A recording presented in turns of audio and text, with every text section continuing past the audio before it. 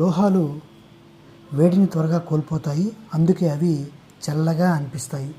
కాబట్టి వస్తువులను తాకితే త్వరగా చల్లగా అనిపించే వస్తువులు లోహాలు. హీట్ ఎనర్జీ ఏ రూపంలో ఉంటుంది?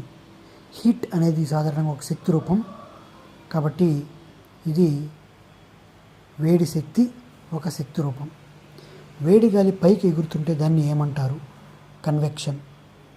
వంట ప్యాన్ హ్యాండిల్ సాధారణంగా ఏ పదార్థంతో తయారవుతుంది?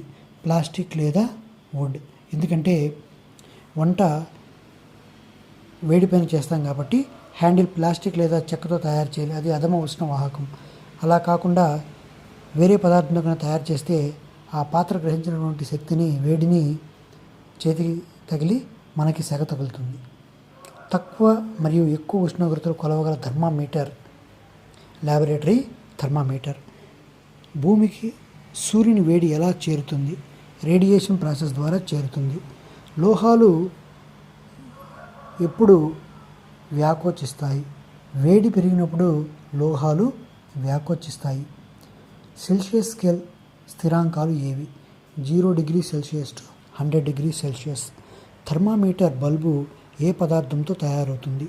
థిన్ గ్లాస్తో తయారవుతుంది మరియు ఆ థిన్ గ్లాసులో ఉన్నటువంటి ద్రవం మెర్క్యూరీ. థర్మామీటర్లో ద్రవం ఎప్పుడు ఎగురుతుంది? ఉష్ణోగ్రత పెరిగితే ద్రవం విస్తరిస్తూ పైకి ఎదుగుతుంది. చలికాలంలో ఉన్ని వస్తువులు ఎందుకు ధరిస్తారు?